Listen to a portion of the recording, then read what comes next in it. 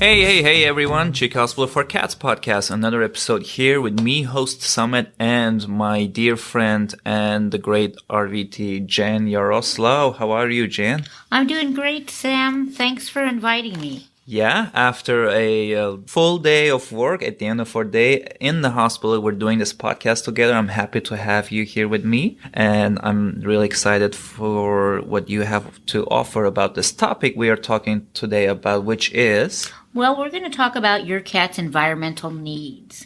Yep, so just like everything and everybody else, cats have their certain special needs for themselves as well. And today we're specifically going to focus on the environmental needs of our furry friends. So Jan, before I just talk too much, can you just start with your first example? So basically, we need to talk about, well, what are environmental needs? What does that mean? Basically, environmental needs includes cats' physical surroundings. So everything about their indoor, outdoors, and both, as well as their social interactions with us and the other cats in the household, all contribute to basically their environmental needs. And as we talked before, cats don't often express obvious signs of illness or stress.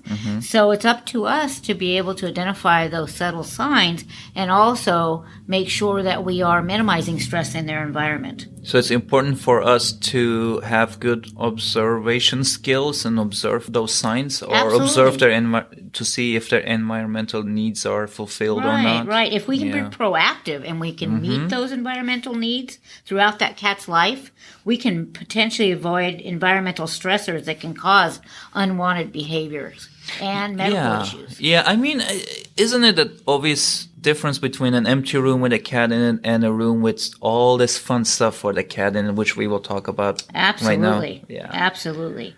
So addressing our cat's physical and emotional needs are only going to enhance its health and its quality of life. Okay.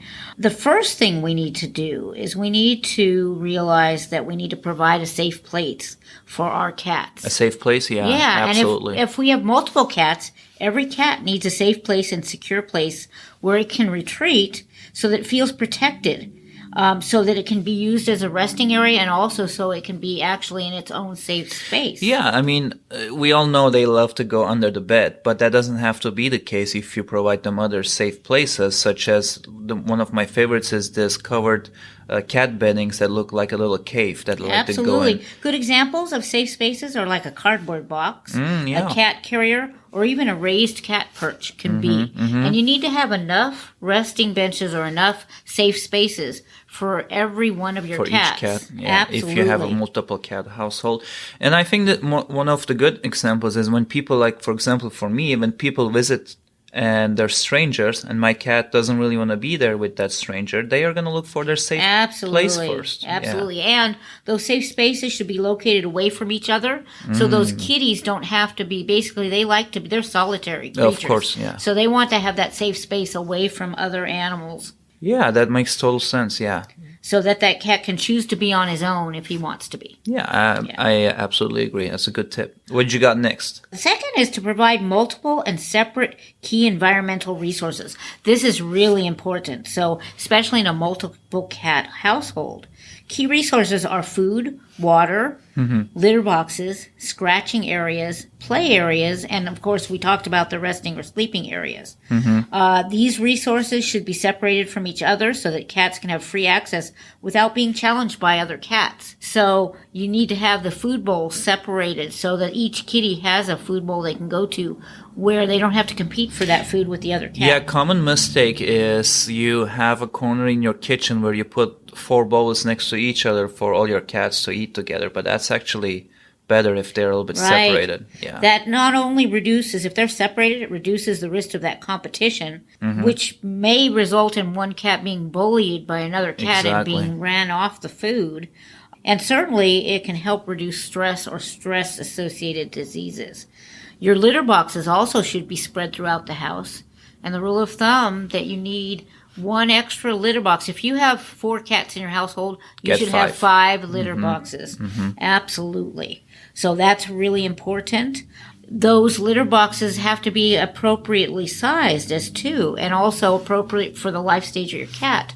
If you have an older kitty with potential maybe joint pain or arthritis, you want to make sure that that cat box is one that they can get in and out of easily. In fact, they have some cat boxes now, litter boxes that they sell. They call it the senior cat box, where one side of it is lowered, that they can easily step into it, and the other sides are still significantly high, so the whole litter doesn't go all around in your house.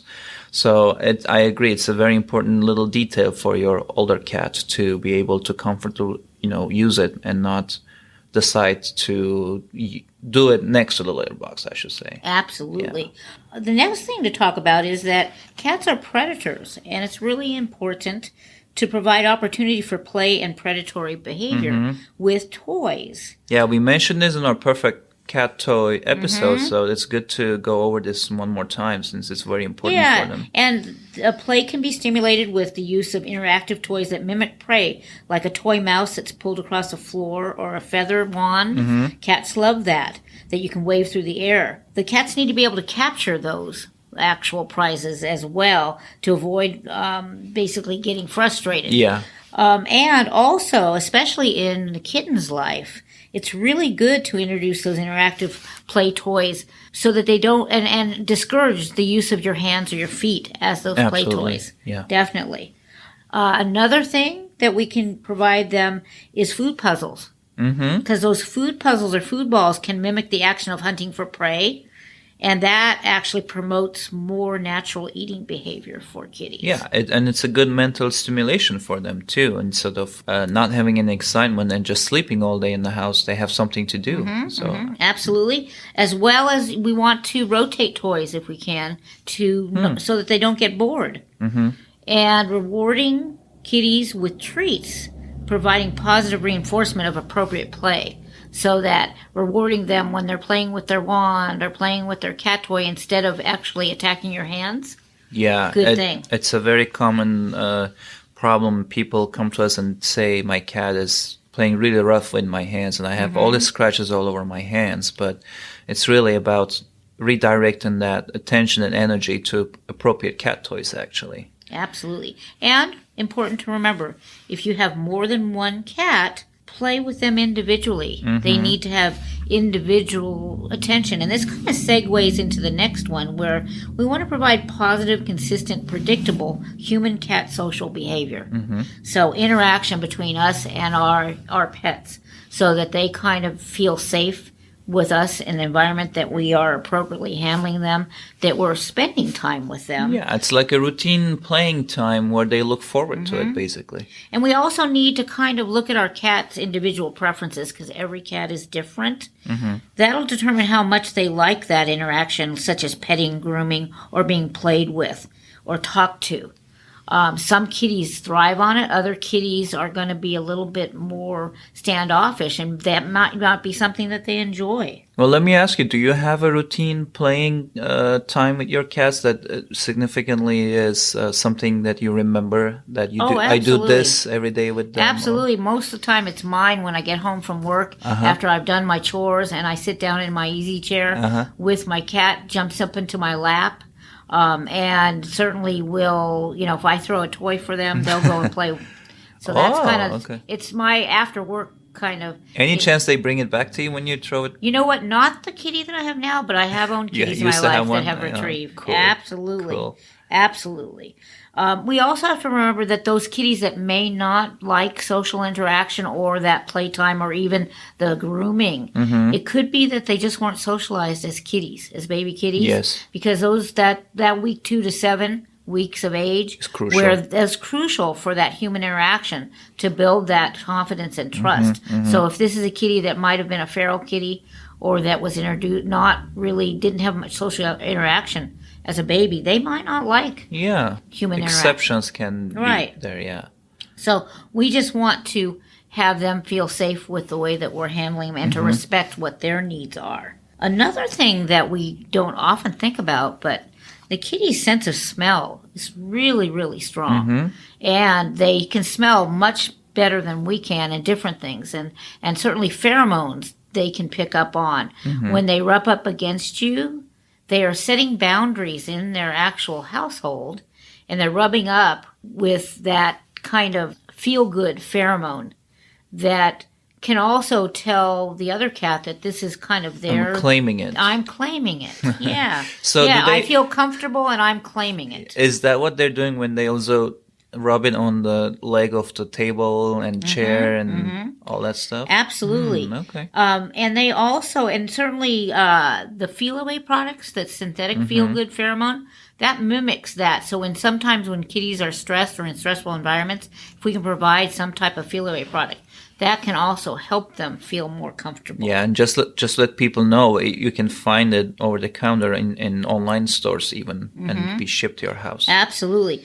The use of some scented products like cleaners or detergents can also kind of be threatening to them because it can really, that's why it's really important not to use scented cat litter.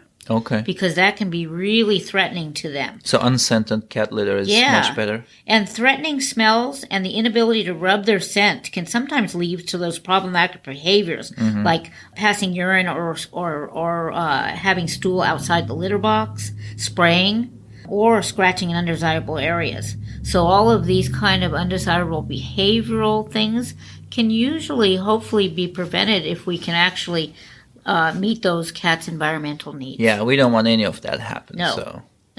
There's easy, like you said, proactive ways to make them have a much happier life and get away from all these problems. Absolutely. Yeah. All right, cool. Is that about it? Yeah. Cool. I mean, certainly, if you ever have any questions regarding, what is appropriate for your cat, always call your veterinarian. Yeah, we kind of mentioned, but not mentioned it. The cat trees are kind of crucial for their up and down climbing and jumping and joint health and all that stuff too, right? And not just for actually movement, but also sometimes those have some safe spots, like the holes in them. Cats would prefer to be up high, looking down on their environment. They feel much more comfortable that way.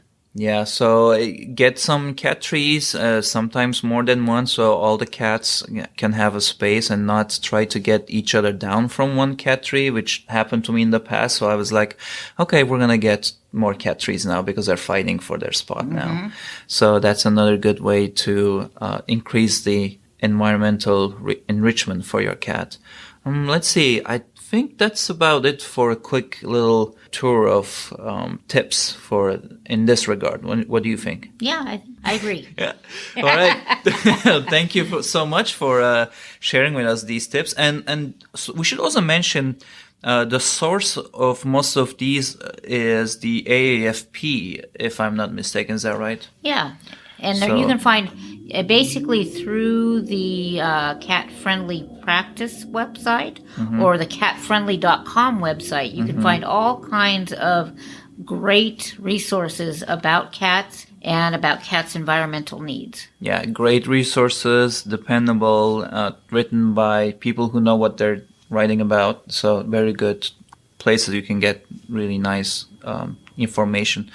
So this is about it for this episode, but let's not forget to mention people can find us on Apple Podcasts, Spotify, and our website, chicocats.com, which we have also a lot of other information available and even a blog.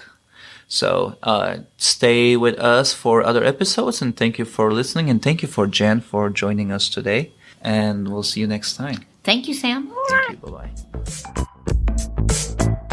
Bye-bye.